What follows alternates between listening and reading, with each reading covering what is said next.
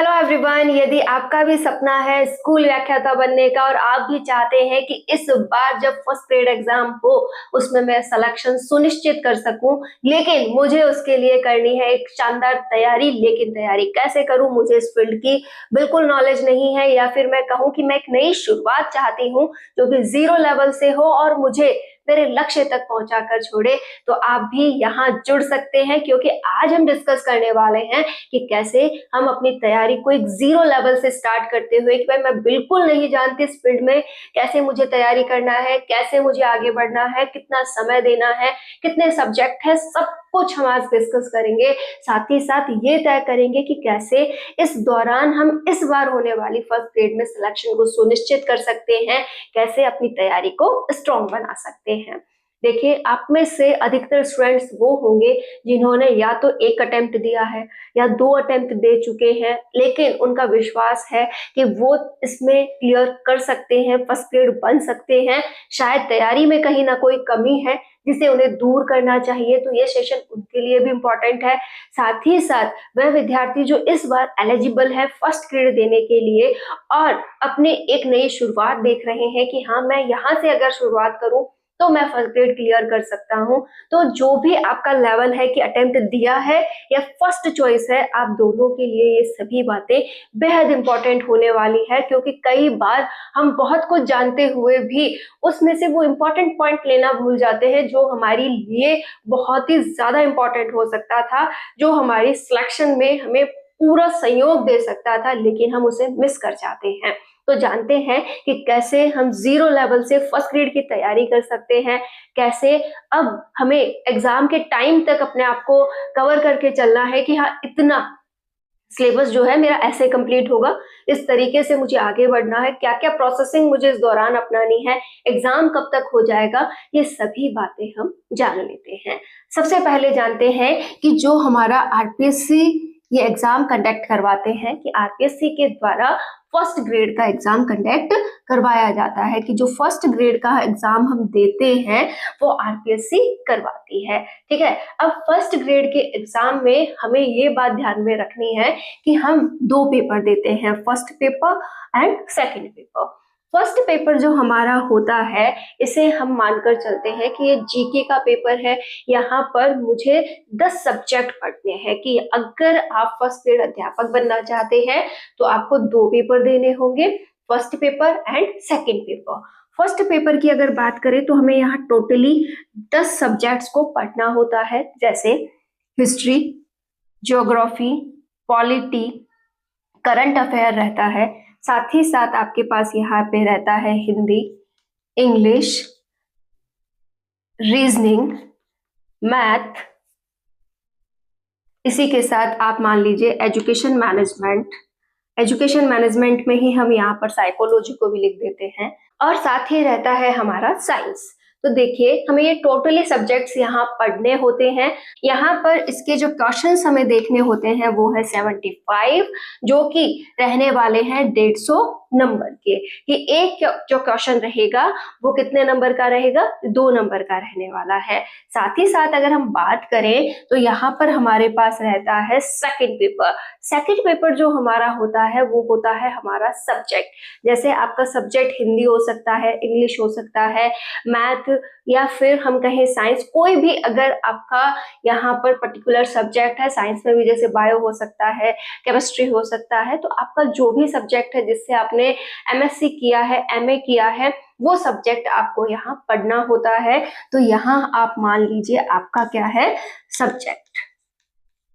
तो सब्जेक्ट के हमें यहाँ पर 150 क्वेश्चंस मिलते हैं, साथ ही साथ ये 300 नंबर के रहते हैं। तो हम ये सीख गए कि हमें करना क्या है, हमें फर्स्ट ग्रेड देनी है तो 2 पेपर देने होंगे, एक होगा फर्स्ट पेपर, एक होगा सेकंड पेपर। सेकंड पेपर हमारा सब्जेक्ट होता है जिसे हमने 11th 12th में, बीए बीएससी में, एमए एमएससी में पढ़ा है, और जिससे हमने बीएड की है, तो वो हमारा क्या है, सब्जेक्ट है। उसे हमें कंप्लीटली पढ़ना है, कि जब से सब्जेक्ट को जाना था, सब्जेक्ट को लिया था, उस दिन से लेकर अब तक, जब तक मतलब एमएससी वगैरह आपने की है, वो सभी पॉइंट्स आपको पढ़ते हुए ये सब्जेक्ट क्लियर करना होता है। आप अपने सिलेबस को जब देखेंगे कि हमें फर्स्ट ग्रेड एग्जाम देना है तो हमारे पास क्या होना चाहिए, सिलेबस होना चाहिए।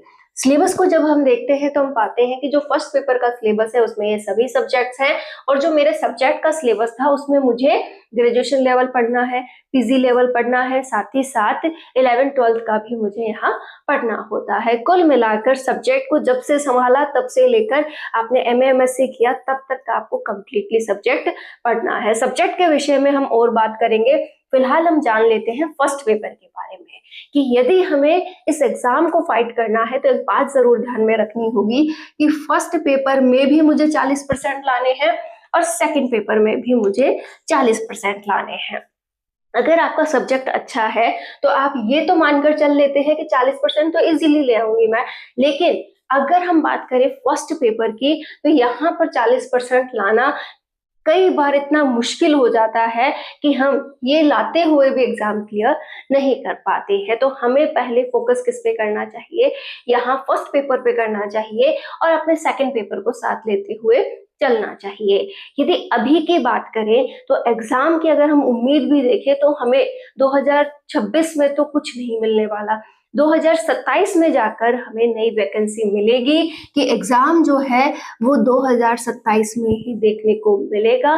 तो हमारे पास कुल मिलाकर हम मानकर चले तो 1 साल का वक्त है। इस 1 साल के दौरान आप जितनी अच्छी तैयारी कर सकते हो उतना कर लीजिएगा, क्योंकि जब हम ये उम्मीद करके चलते हैं कि वैकेंसी आएगी तब मैं तैयारी स्टार्ट करूं, तब जाकर के मेरा यहाँ पर पूरा तैयार हो जाएगा, मैं सिलेक्शन ले लूंगी, तो उसमें हम हमारी तरफ से ही गलतियां करते हैं कि जब हमें पता है कि एग्जाम में अभी वक्त है, एग्जाम होना है, 100% होना है, वैकेंसी आनी है, 100% आनी है, लेकिन अगर मैं उस बात को इग्नोर करके कि जब आएगी तब करूं तो ये तो बहुत गलत होगा। जब सपना बुन लिया है, सपने के ऊपर काम करना तय कर लिया है, तो हम डिले ही क्यों करें। जब से अगर अभी से हम संभल कर इस पर काम करेंगे तो धीरे धीरे ही सही हम जिस दिन वैकेंसी आएगी उस तक बहुत कुछ तैयार कर चुके होंगे, यहाँ तक कि अपना सिलेबस पूरा कर चुके होंगे, और जब आएगी तब हम उसका क्या करेंगे, प्रॉपर रिवीजन करेंगे, प्रॉपर प्रैक्टिस करेंगे,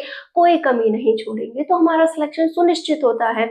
लेकिन अगर हम ये लापरवाही वाला रवैया अपनाते हैं, अभी से आलसी प्रवृत्ति अपनाते हैं, बिल्कुल ध्यान नहीं देते हैं, तो हम चाहे कितना भी सपना बुन ले, कितने भी ख्याली पुलाव पका ले कि ऐसे मेरा सिलेक्शन होगा, ऐसे मुझे जॉब मिल चुकी होगी, ऐसे मैं कर रही होंगी, मैं इस तरीके से अपनी लाइफ को एंजॉय कर रही होंगी, तो वो केवल और केवल ख्याल बन के रह जाते हैं। तो यदि आप भी चाहते हैं कि मुझे ख्याल ही नहीं बुनने, उन्हें पूरा भी करना है कि जागती आंखों से जो मैं रोज ख्याली पुलाव पकाती हूँ उसे मुझे पूरा करना है, तो सबसे पहला काम यहीं पर बन के आता है कि आपको अभी से तैयारी करनी होगी, अभी से अपने टारगेट्स पूरे करने होंगे। आप छोटे छोटे अपने आप को चैलेंज दे सकते हैं। मैं भी यहाँ पर कई बार चैलेंज लेकर आती हूँ। मैंने कल ही 13 डेज का चैलेंज आप लोगों को दिया था कि आप एक नई शुरुआत कीजिए, छोटे छोटे काम से स्टार्ट कीजिए कि हाँ ये 30 डेज है, यहाँ से 2 सब्जेक्ट्स मुझे बहुत स्ट्रांगली तैयार करने हैं। जैसे हमारा फर्स्ट पेपर जो है उसमें हमें हिस्ट्री पढ़ना है, ज्योग्राफी पढ़ना है, पॉलिटी, करंट अफेयर है, हिंदी है, इंग्लिश है, रीजनिंग, मैथ, एजुकेशन मैनेजमेंट है, साइकोलॉजी है, साथ ही साइंस है। तो यहाँ बहुत से सब्जेक्ट्स हैं। अब हम एक बात यहाँ नोटिस कर लेते हैं, ये भी थोड़ा समझ लेते हैं कि जो करंट अफेयर है वो आरपीएससी जो एग्जाम की डेट आ चुकी होती है उससे 3 से 4 महीने पहले का ही पूछ रहा है। तो अभी अगर आप करंट अफेयर को इग्नोर कर दें कि नहीं मुझे अभी करंट अफेयर के लिए बिल्कुल वक्त नहीं देना है, आप बस इतना करते रहे कि जो भी अपने आसपास हो रहा हो, जो भी जैसे कोई भी न्यूज आ रही हो उसको थोड़ा सा माइंड में रखें, उसे बस थोड़ा सा रोज जानते रहें, बस इससे ज्यादा अलग से करंट अफेयर पढ़ने की जरूरत नहीं है। अभी आप करंट अफेयर इग्नोर कर सकते हैं, तो देखिए एक सब्जेक्ट कम कर दिया है मैंने आपका। अब बचा हुआ जितना भी मटेरियल है आप इस पर काम करना स्टार्ट कीजिए। जैसे आप में से अधिकतर स्टूडेंट्स की हिस्ट्री अच्छी होगी, ज्योग्राफी और पॉलिटी शायद अच्छी हो सकती है, तो आप क्या करें, उन बिंदुओं पर काम करें जो अभी अच्छे नहीं है। जैसे आप पढ़ना स्टार्ट कर सकते हैं रीजनिंग एंड मैथ, इंग्लिश, साथ ही साथ अगर आप एजुकेशन मैनेजमेंट एंड साइकोलॉजी में अच्छे नहीं है तो आप ये स्टार्ट कर सकते हैं, आप साइंस स्टार्ट कर सकते हैं, क्योंकि हमें 40% लाने हैं, ये तो मानते हैं हम, लेकिन हमें इसका ऊपर का स्कोर भी लेकर चलना है, ताकि आगे चलकर हमें जो नंबर आते हैं हमारे कि हाँ कट ऑफ इतनी गई है, तो उससे डरने की जरूरत ना हो। हमें हर वो काम आसान से मिल जाए कि हाँ ये मार्क्स तो मेरे ऑलरेडी बन रहे हैं, मेरा सिलेक्शन सुनिश्चित है। और वो तब होगा जब हम यहाँ से अच्छी तैयारी करके निकलेंगे। आज के टाइम पर जो पेपर आ रहे हैं उनमें क्वेश्चन का पैटर्न बदला है, क्वेश्चन का तरीका बदला है, तो हम क्वेश्चन अच्छे से अटेंड नहीं कर पा रहे हैं। तो अपनी तैयारी पे हमें फोकस करना होगा। अब वो वक्त गया जब इनमें से कुछ सब्जेक्ट्स हम पढ़कर एग्जाम क्लियर कर लेते हैं। आज का जो वक्त है उसमें हमें हर एक सब्जेक्ट पर काम करना होगा। तो आप क्या कर सकते हैं, आप साइंस स्टार्ट कर सकते हैं, मैथ स्टार्ट कर सकते हैं, रीजनिंग इंग्लिश स्टार्ट कर सकते हैं कि ये वो सब्जेक्ट्स हैं जिन्हें मैं छोड़ने वाली थी, लेकिन मुझे अगर एक्स्ट्रा समय मिला है तो मैं इन पर काम जरूर करूं, इन्हें बारीकी से समझूं।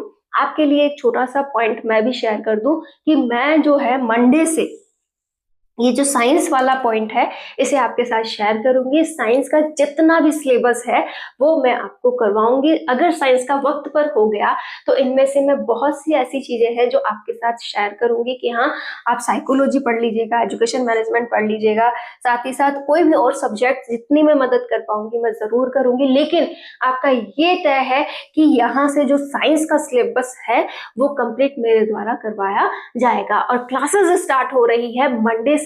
मंडे को आप इस चैनल पर साइंस की क्लास लेना स्टार्ट कर सकते हैं। आपको जितना भी मटेरियल है यहीं पर कंप्लीटली समझा दिया जाएगा। आप बस इतना अगर तैयार कर लेंगी और उसके साथ साथ जो भी आपके पास प्रैक्टिस मटेरियल है वहां से प्रैक्टिस कर लेंगे तो साइंस के क्वेश्चंस आपके बिल्कुल अच्छे बैठ जाएंगे। इतना तय मैं करती हूँ कि हाँ साइंस आप अगर नहीं समझ पाते हैं, साइंस आपको टफ लगती है, तो आज के बाद आपको डाउट नहीं रहेगा।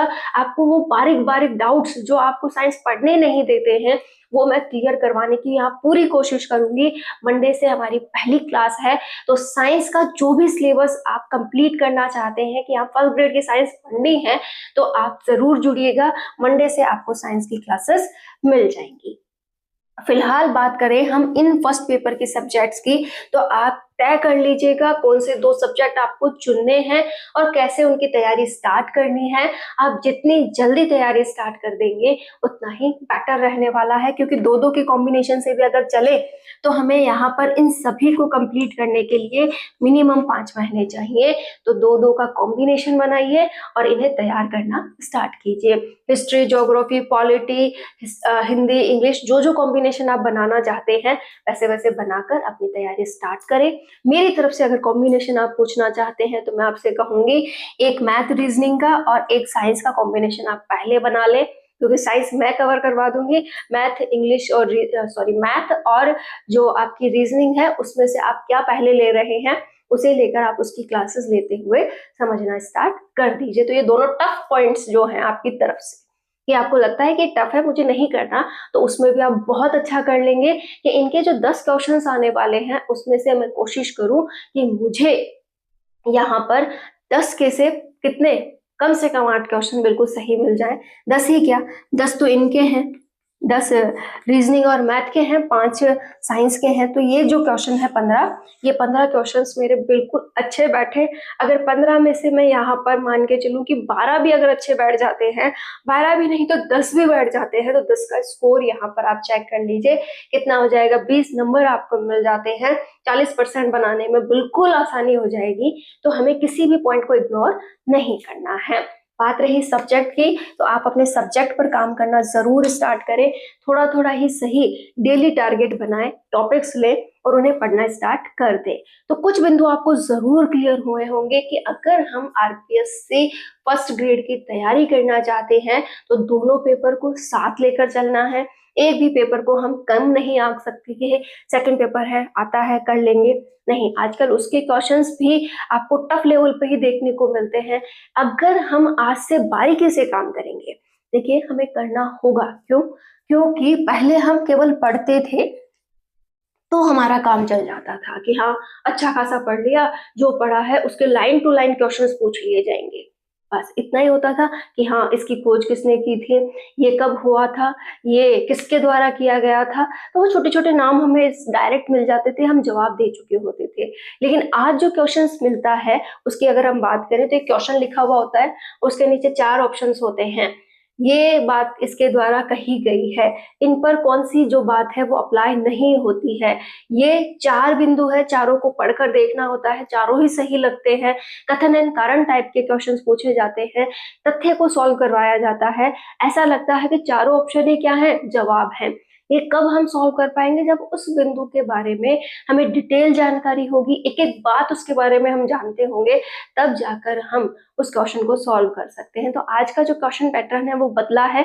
हम भी जानते हैं कंपटीशन लेवल इतना बढ़ गया है, तो इसे कम करने के लिए अधिक काम तो दिया जाएगा कि परखा जाएगा कि कौन उस लेवल पर है जो इन सब से आगे निकल सकता है, कौन है जिसका माइंडसेट इनसे आगे चल रहा है, किसने अच्छा पढ़ा है, किसने फोकस अधिक किया है। तो हर बात को परख कर हमें यहाँ से सिलेक्टिवनेस के साथ झांका जाता है। तो आप ये मानकर चलें कि मेहनत दुगनी है, हर बात पे फोकस होगा और ये बातें तभी लर्न होंगी जब इन्हें वक्त दिया जाएगा। तो हमने तय कर लिया है कि अगर 5 से 6 महीने में हम इस सिलेबस को पढ़ लेते हैं, अच्छा खासा समझ लेते हैं, रिवाइज कर लेते हैं बार-बार और प्रैक्टिस स्टार्ट कर देते हैं, तो हम इस दौड़ में बहुत आगे जा सकते हैं। आप अगर इन सब्जेक्ट्स की अदर सब्जेक्ट की और स्टार्टिंग करते हैं, जैसे हिस्ट्री पढ़नी है, ज्योग्राफी, पॉलिटी, तो आप इनकी एनसीईआरटी पढ़ना स्टार्ट कर सकते हैं। क्योंकि अगर हम अभी से मूल किताबें जिन्हें कहा जा रहा है, उन पर पकड़ बना लेंगे, तो हम आगे चलकर जो ऑथेंटिक बुक्स हमें इनकी पढ़नी है, उनसे सारे डाउट्स क्लियर कर लेंगे, किसी भी प्रकार का क्वेश्चन हमारा मिस नहीं होगा। तो आप बस अपनी तैयारी स्टार्ट कीजिए। आप इनके लिए अगर बुक्स लाना सोच रहे हैं, तो मैं आपसे कहूंगी कि जो भी आपके पास मटेरियल है वो बेस्ट है। फिलहाल आप गौर कीजिए उन बुक्स पर जो कि आपकी आगे चलकर मदद करेगी, जिन्हें आगे पढ़ने के लिए समय नहीं बचता है, और वो है एनसीईआरटी। एनसीईआरटी को अगर आप लेते हैं, चाहे आप अपने सब्जेक्ट के लिए भी बात करें, तो भी आप एनसीईआरटी पढ़ना स्टार्ट कर दें। आप अगर फर्स्ट पेपर के लिए बात करें, तो भी आप एनसीईआरटी पढ़ना स्टार्ट कर दें। क्योंकि अगर हम आज बेस क्लियर कर लेंगे, अपनी जो भी कमियां हैं उन्हें दूर कर लेंगे, तभी तो हम स्ट्रांग बनेंगे। आपको एक रियल पॉइंट बताती हूँ, आप में से अधिकतर स्टूडेंट्स उस कैटेगरी में जरूर आ रहे होंगे जिन्हें 11th-12th में पढ़ाया गया था। ठीक है, आप क्लास में बैठे थे, आपने अपना सारा काम किया था, आप रोज होमवर्क भी करके ले जा रहे थे, आप रोज टीचर से पढ़ भी रहे थे, फिर भी वहां पर वो बेसिक क्लियर नहीं हो पाया, आप अपने डाउट अपने टीचर से नहीं पूछ पाए। आज भी आपको लगता है कि ये वाला हुआ कैसे था, कि ये वाला पॉइंट जो है इसे आखिर कैसे समझा जा सकता है, इस टॉपिक को अगर मैं सॉल्व करूं तो कैसे होगा। मतलब एक ऐसा डर सा बन गया है कि वो उस वक्त पर जो आपने नहीं समझा, जो डाउट उस समय क्लियर नहीं किया, आज वो आपको परेशान करते हैं, आप में वो कॉन्फिडेंस नहीं आने देते, आपको एक लेवल पे आगे नहीं बढ़ने दे रहे हैं। ये आपके साथ ही प्रॉब्लम नहीं है। अधिकतर स्टूडेंट्स उस समय जो अपनी कमी रख लेते हैं कि नहीं पूछते हैं, नहीं समझ आ रहा है, नहीं बोलते हैं, बस एक कि दुनिया क्या कहेगी, मेरे साथ वाले क्या कहेंगे, सर क्या कहेंगे, मैम क्या कहेगी, इन्हीं बातों में उलझे रह जाते हैं और अपने अंदर एक अलग ही माहौल बना लेते हैं कि मैं ही कमजोर हूँ, मुझे ही नहीं आता। अरे भाई, उस समय हम नहीं पूछ पाए, कोई बात नहीं, और वो बेसिक क्लियर नहीं हो पाया, कोई बात नहीं, लेकिन अगर आज भी हम उन पर काम नहीं करेंगे, तो कल को हम किसी भी एग्जाम को फाइट नहीं कर सकते। क्योंकि इंसान को जब तक उसके अंदर की कमियां दूर नहीं करवाई जाएगी, तब तक वो किसी फील्ड में आगे बढ़ ही नहीं सकता। आपने सोच तो लिया कि मैं यहाँ पर एक एग्जाम्पल दे रही हूँ कि यहाँ पर आप साइंस के स्टूडेंट हैं, ठीक है, आपने उसमें एमएससी भी कर लिया, यकीनन कर लिया, ठीक है, आपने एमएससी उस फील्ड में कर लिया, लेकिन आज भी आपको 11th-12th के बेसिक क्लियर नहीं है, आप कुछ नहीं जानते उनके बारे में, आज भी डरते हैं, आज भी लगता है कि कैसे इस सब्जेक्ट को पढ़ूंगी, माना इसमें एमएससी कर ली है, लेकिन मुझे इसका कुछ भी नहीं आता, मेरे पास इसका कोई मटेरियल नहीं है, और जो भी है उसे पढ़ने से ही डर लगता है।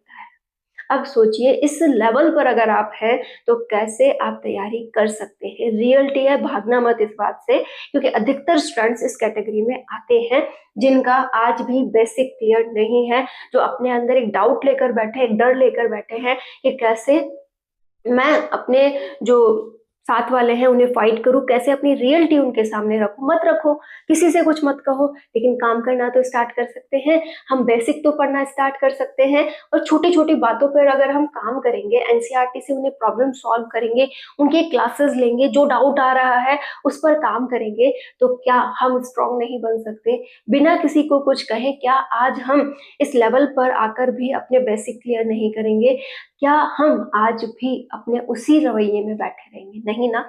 तो बिल्कुल ज़ीरो से स्टार्ट कीजिए, अपनी सारी कमियाँ दूर कीजिए, अपने बेसिक स्ट्रॉन्ग कीजिए और अपने आप को प्रूफ करना मत भूलिए। आप बहुत कुछ कर सकते हैं, अभी भी वक़्त है। तो ज़ीरो से शुरुआत होगी, स्टडी होगी, रिविज़न होगा और प्रैक्टिस होगी। ये सभी काम करते हुए हम क्या है कि सफल हो जाएँगे। लेकिन शुरुआत आज से हो, अभी से हो, तो आप भी अपनी तैयारी को आगे बढ़ाइए, मजबूती के साथ आगे बढ़िए। आप बहुत कुछ कर सकते हैं, अपने आप को प्रूफ करते रहिए और ज़्यादा वक़्त नहीं लगाइए। इस वैकेंसी में हमें सिलेक्शन लेना है, ये तय कीजिए और अपने इस लक्ष्य पर लग जाइए।